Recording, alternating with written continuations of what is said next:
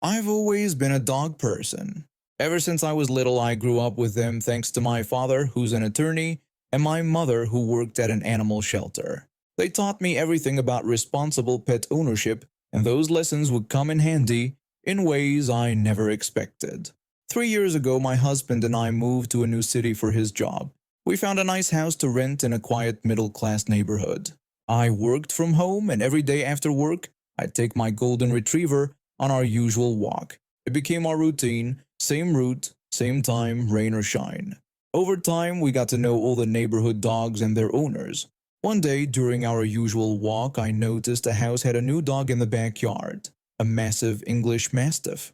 The yard had those invisible fence training flags, which immediately made me nervous. I'd seen enough dogs break through those barriers to know they're not foolproof. As we walked past, I took precautions. I kept my Golden on a short leash on the opposite side of me, away from the house. We made it past the house without incident, but that's when everything went wrong. Out of nowhere, this 100-pound Mastiff crashed into my leg and went straight for my dog. The sound of snarling and my dog's panic filled the air. I started screaming for help at the top of my lungs while managing to grab both dogs' collars, holding them apart. Neighbors came running out, but nobody from the Mastiff's house appeared. Finally, someone helped get the Mastiff back into its yard. That's when the owner pulled into the driveway. She was around my age, maybe early 30s. When she saw us, she immediately asked what had happened. I demanded to see her rabies vaccination records and city license. She apologized profusely, making excuses about how the dog was a rescue with a bad past and how she was saving up for training. While she was getting the documents, the unthinkable happened. The Mastiff pushed through the backyard gate again. The owner yelled at the dog to get back in the yard, but it completely ignored her command. The dog charged straight for us again. This time it pinned my Golden to the ground, locking its jaws around his head. I didn't think twice. I jumped right on top of them and forced the Mastiff's mouth open by grabbing its tongue and teeth. After the neighbors helped get the Mastiff inside, I checked my Golden.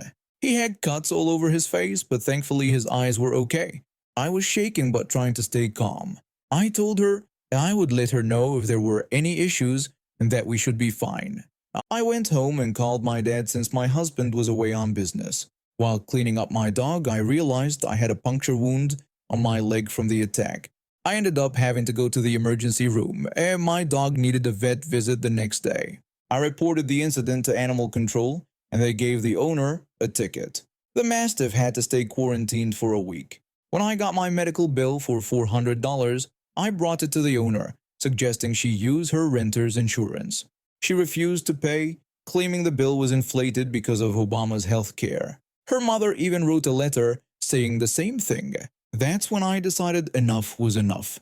My father helped me file a lawsuit after they ignored our settlement letters for 18 months.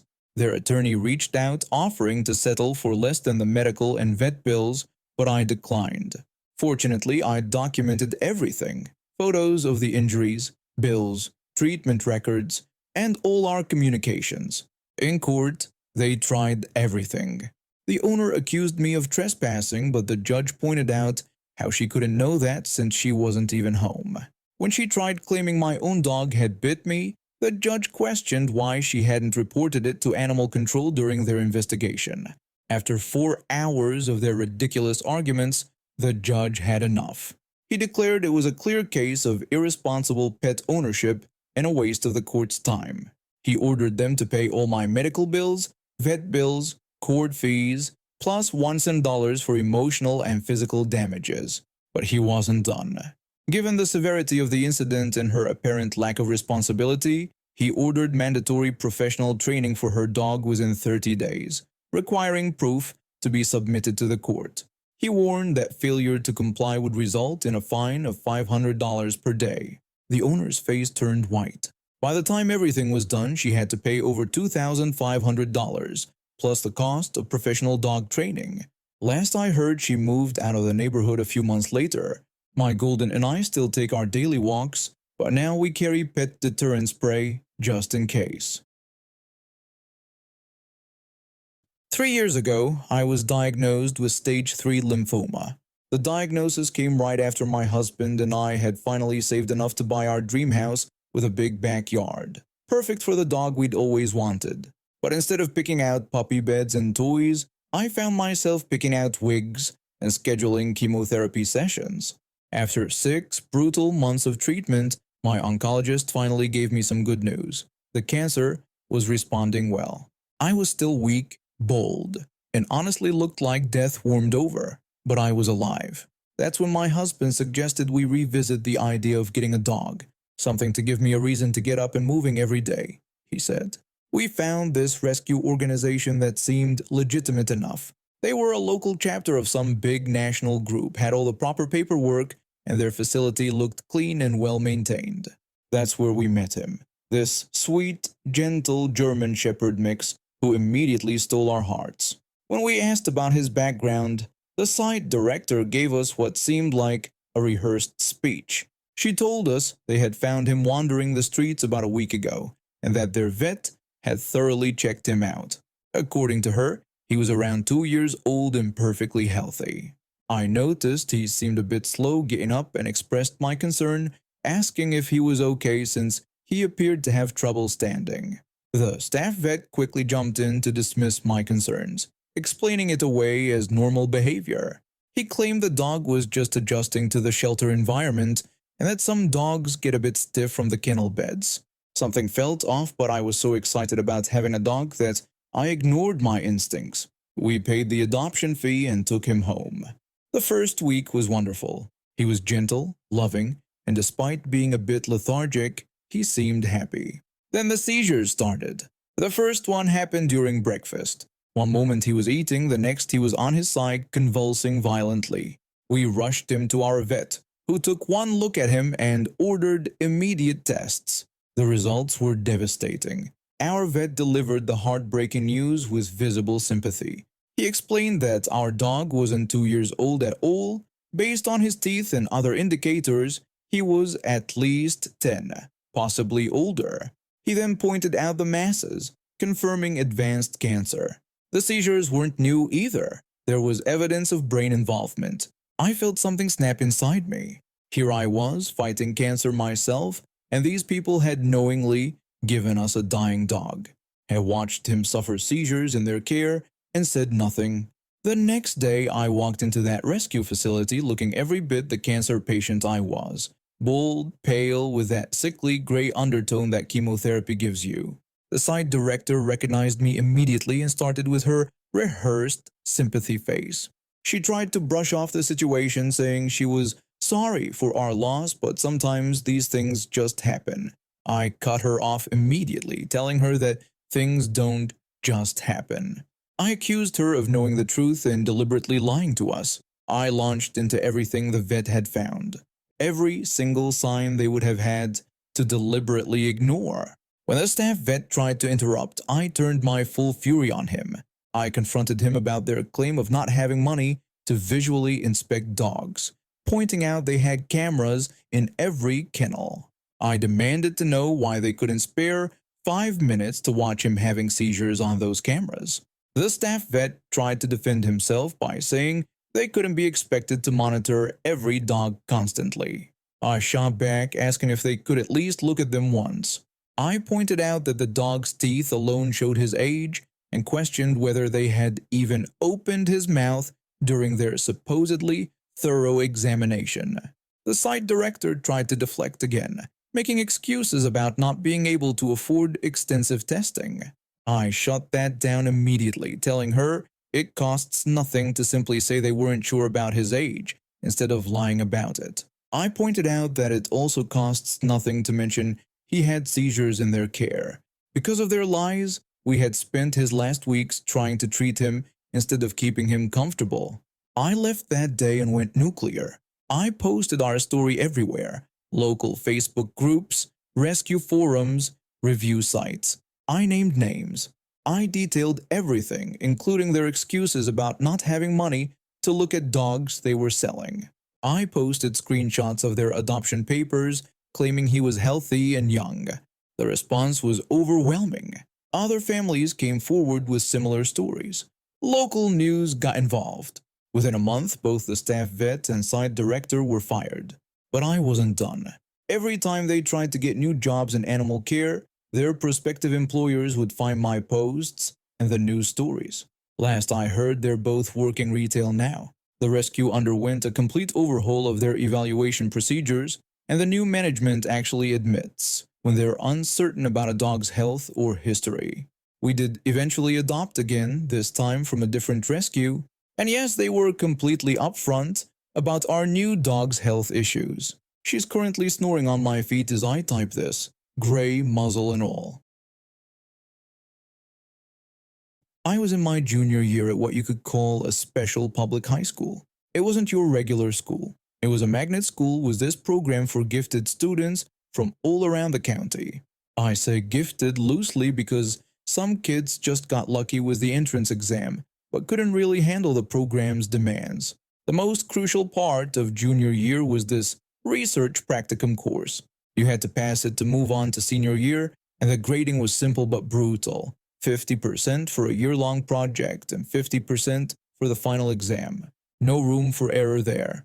There was this girl in my class, the sweetest, quietest person you'd ever meet. She was brilliant, always getting straight A's, but she didn't fit the popular mold. She was a bit heavier, never wore makeup, and always had her hair in this messy ponytail. The mean girls at school made her their favorite target.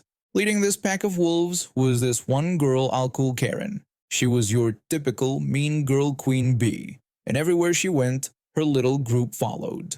They'd always whisper and snicker about the quiet girl's weight or clothes, saying things like how badly they wanted to fix her. But you know what? The quiet girl never let it get to her. She just kept being kind to everyone, head held high. One day, something weird started happening in our research practicum class. Karen, who was in there with her sidekick and two popular guys, suddenly started being super nice to the quiet girl. I mean suspiciously nice. The quiet girl politely thanked Karen for offering to be her partner. Karen responded with an overly enthusiastic acceptance and complimented her sweater, claiming it brought out her eyes. Karen's sidekick jumped in, suggesting they should all hang out sometime. The fakeness was painful to watch.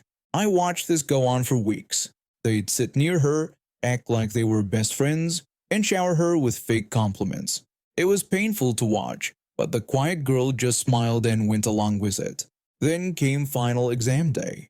We all got our question sheets and Scantron answer forms. I noticed the quiet girl purposely leaving her answers visible, and sure enough, Karen and her gang were all sneakily copying them down. Karen whispered, asking about number 15. The quiet girl shifted her paper slightly to give them a better view. One of the popular guys leaned over and thanked her, calling her the best. The whole scene was like watching a carefully orchestrated cheating operation. One by one, they finished copying and turned in their tests, looking mighty pleased with themselves. But what happened next? Oh man, it was beautiful. The quiet girl waited until the last one turned in their test, then started erasing all her answers. She filled in completely different ones, the correct ones, and turned in her test with the biggest smile I've ever seen. When the grades came out, Karen was shocked and demanded to know how she could have failed. The teacher told her she'd need to retake the course over summer. Karen's sidekick started to protest, almost slipping up by mentioning they all got the same answers before catching herself. The teacher pointed out the interesting coincidence that they all had exactly the same wrong answers, with a knowing look that said everything. All four of them had to spend their summer retaking that class, while the quiet girl sailed through with a perfect score. They couldn't even complain about the cheating without admitting what they'd done themselves. I graduated years ago, but I still think about that sweet, sweet revenge.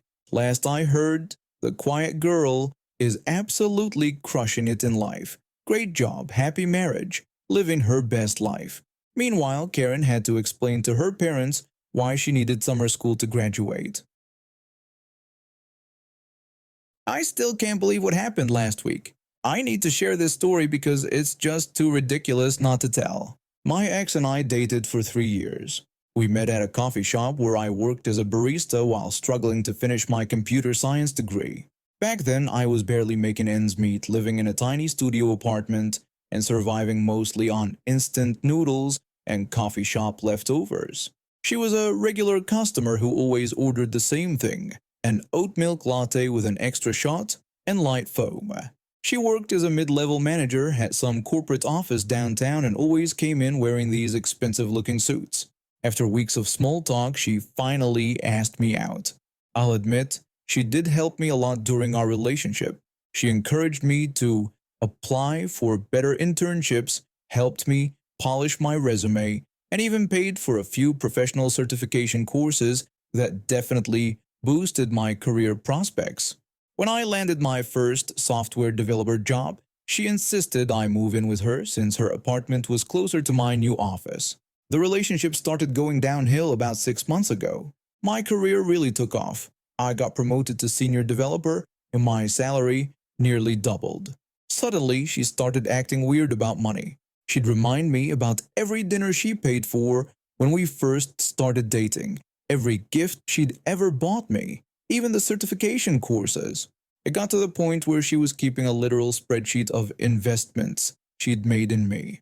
The final straw came when she demanded I pay her a percentage of my new salary as returns on her investment.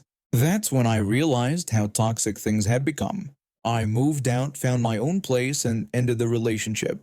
Fast forward to last week. I was working from home when my doorbell rang.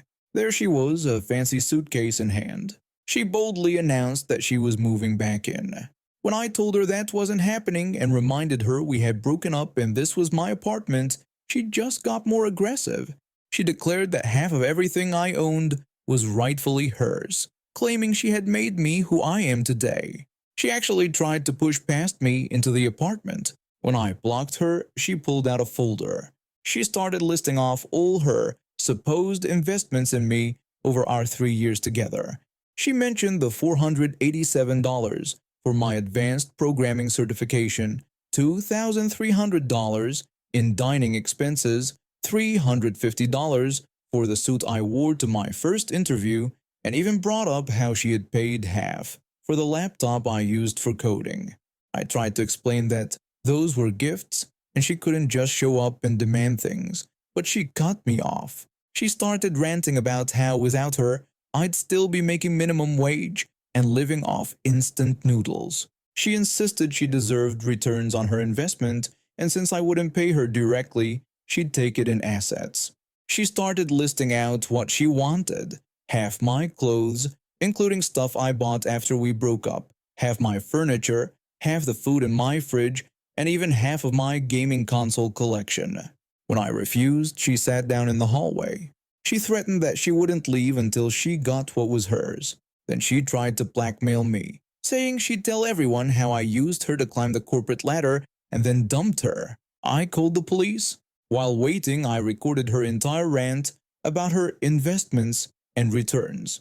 When the officers arrived, she actually tried to show them her spreadsheet of expenses. The officers explained to her that these were gifts given during a relationship and she had no legal claim to any of it. She protested, waiving her proof of payment and insisting she had developed me like a business project.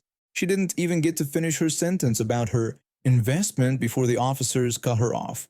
They gave her a choice: leave voluntarily or be charged with harassment. She chose to leave, but not before shouting that she'd be contacting her lawyer. The next day, I received a formal letter from a law firm demanding compensation for career development services rendered. I forwarded it to my company's legal team, who not only sent a cease and desist letter, but also told her employer about her behavior. Turns out, her company has strict policies about employees using their position to exploit others for financial gain. They launched an internal investigation. She's been suspended pending investigation. She tried calling me yesterday, crying about how I ruined her career, but I just blocked her number. My gaming console collection and I are doing just fine without her investments.